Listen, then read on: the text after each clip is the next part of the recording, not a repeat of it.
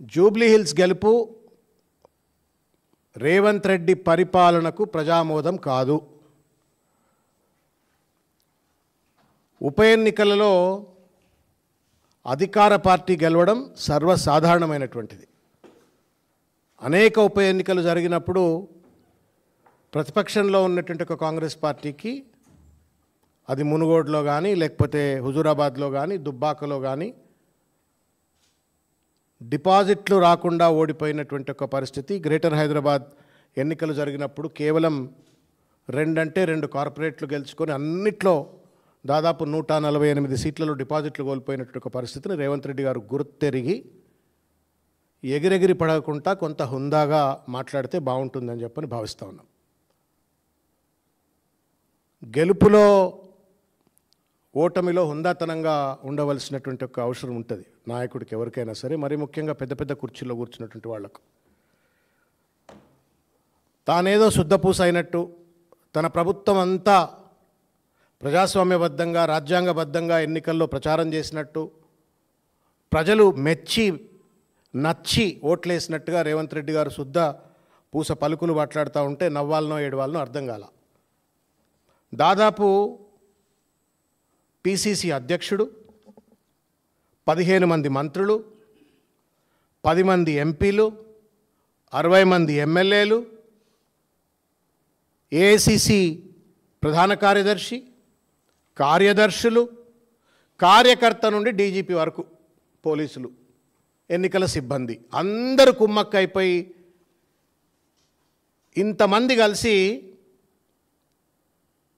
భర్త కోల్పోయినటువంటి ఒక మహిళ మీద అనేక దాష్టికాలకు పాల్పడి, బీఆర్ఎస్ పార్టీ కార్యకర్తలపైన అనేక దాష్టికాలకు పాల్పడి 200 కోట్ల రూపాయలు పైచిలకు ఖర్చు పెట్టి వాటిపైన కూడా విశ్వాసం లేకుండా గెలుపు సాధ్యం కాదని తెలిసిన తర్వాత ఎంఐఎంను కాళ్ళావేళ్లాబడి ఎంఐఎం శాసనసభ్యులను కార్పొరేటర్లను పట్టుకొచ్చి బోగస్ ఓటర్లతో గెలిచిన తర్వాత కూడా తానేదో గెలిచినట్టు, అదేదో రిఫరెండం అయినట్టు, ఆయన ప్రభుత్వం అంతా కూడా అద్భుతంగా ఉందని చెప్పని ప్రజలు సర్టిఫికేట్ ఇచ్చినట్టుగా ఆయన జబ్బలు దర్చుకుంటుంటే నవ్వాలనా ఏడవాలనా అర్థం కానటువంటి ఒక పరిస్థితి.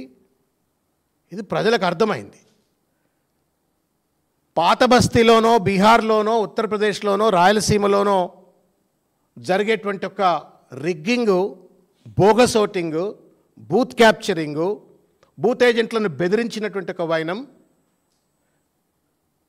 జూబ్లీ హిల్స్, హైదరాబాద్ నడిగడ్డ అయినటువంటి ఒక జూబ్లీ హిల్స్కి పట్టుకొచ్చి మళ్ళా తను రాజ్యాంగబద్ధంగా గెలిచినట్టుగా నాటకాలు చేస్తున్నటువంటి ఒక వైఖరిని తీవ్రంగా ఖండిస్తూ ఉన్నాం.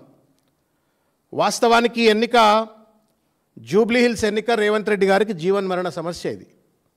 అందుకే బీజేపీ వాళ్ళతో కుమ్మక్కైండు, ఎన్నికల కమిషన్తో కుమ్మక్కైండు, పోలీసులతో కుమ్మక్కైండు, అసదుద్దీన్ ఓవైసీ, అక్బరుద్దీన్ వారి లాంటి వాళ్ళతో కాళ్ళబేరానికి వచ్చి ఇవాళ వాళ్ళతో బోగసోటింగ్ చేయించుకొని వాళ్ళ ఈ ఎన్నిక గెలిచి జబ్బలు జరుచుకుంటా ఉంటే దయ్యాలు వేదాలు వదిలించిన ఒక పరిస్థితి. జీవన్మరణ సమస్య ఎందుకు అంటున్నాను అంటే, ఈ పదవి ఈ ఎన్నిక కనుక ఓడిపోయి ఉంటే అనలిస్ట్లో కానివ్వండి లేకపోతే ఢిల్లీలో ఉన్న సర్కిల్స్లో అందరిలో కూడా ఒక మాట ఏంటంటే, ఈ ఎన్నిక ఓడిపోతే రేవంత్ రెడ్డి పదవి ఊడిపోతుంది, ముఖ్యమంత్రి పదవి ఊడిపోతుంది అని చెప్పని తెలిసి ఎన్ని అడ్డమైనటువంటి ఒక దొడ్డిదారులు దొక్కాలనో అన్ని అడ్డమైన దొడ్డిదారులన్నీ దొక్కి ఈ ఎన్నిక గెలిచినటువంటి ఒక విషయాన్ని గుర్తు చేస్తూ ఉన్నాము. ఇంకొక విషయం ఏంటంటే, చాలా సర్వేలు మీరు కూడా చూసుంటారు, మీడియా మిత్రులు చూసుంటారు, సోషల్ మీడియాలో కూడా సర్క్యులేట్ అయినట్టు ఒక సర్వేలు చూసుంటారు.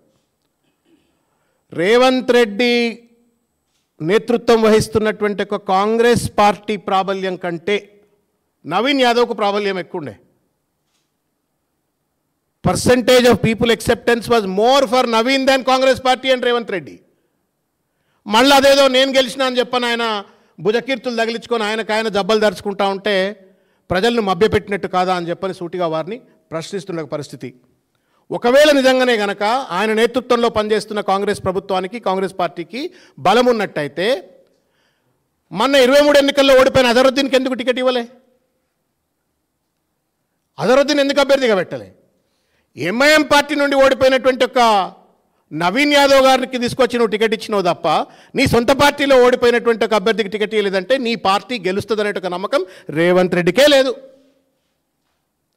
సేమ్ థింగ్ హ్యాపెండ్ కంటోన్మెంట్లో కూడా గట్లనే బీజేపీ అభ్యర్థి అయినటువంటి గణేష్ను పట్టుకొచ్చి టికెట్ ఇచ్చిండు తప్ప పాప మా వెన్నెలమ్మ మా గద్దరను వాడుకున్నాడు. మా గద్దరను ఊరూరు తిప్పిండ్రు, మీటింగ్లు తిప్పిండ్రు, ఆయనతో ప్రచారాలు చేయించుకున్నారు. ఆయన బిడ్డకు టికెట్ ఇచ్చినట్టే ఇచ్చి ఓడిపోయిన తర్వాత మళ్ళీ అధికారంలోకి వచ్చినాక ఎన్నిక పెడితే ఎవరికి ఇవ్వాలన్న టికెట్ మీరు చెప్పురి, గుడమే చేయబెట్టుకొని చెప్పురి. గద్దరన మీద గౌరవం ఉన్నట్టయితే, రేవంత్ రెడ్డికి ఆయన అధికారం మీద ఆయన ప్రజామోదం మీద కనుక నిజమైన విశ్వాసం ఉన్నట్టయితే వెన్నెల గారికి సీట్ ఇవ్వాలా. వెన్నెల గారికి సీట్ ఇవ్వలే. గణేష్ అని చెప్పని బీజేపీలు ఉన్నారని పట్టుకొచ్చి టికెట్ ఇచ్చిండు. ఇక్కడనేమో అజరుద్దీన్ ఒక మైనారిటీ సెలబ్రిటీని టికెట్ ఇవ్వకుండా ఆయనను పక్కకు పెట్టి నవీన్ ఎంఐఎం క్యాండిడేట్ను పట్టుకొచ్చి టికెట్ ఇచ్చిండ్రు.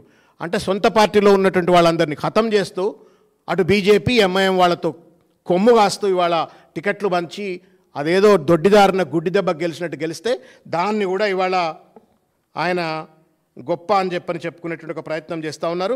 ఇది కాంగ్రెస్ రేవంత్ రెడ్డి గెలుపు కాదు, ఇది నవీన్ యాదవ్ గెలుపు. You have to accept it.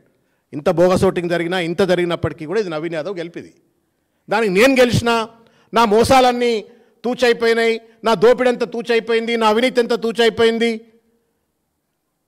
నా పథకాల అమలును చేయకపోయినా కానీ ప్రజలు నన్ను మెచ్చిండ్రు అని చెప్పని రేవంత్ రెడ్డి అనుకుంటే పిల్లి కళ్ళు మూసుకొని పాలు తాగినట్టు ఉంటుంది తప్ప ఇంకొకటి కాదన్నట్టు ఒక విషయాన్ని నేను గుర్తు చేస్తూ ఉన్నాను.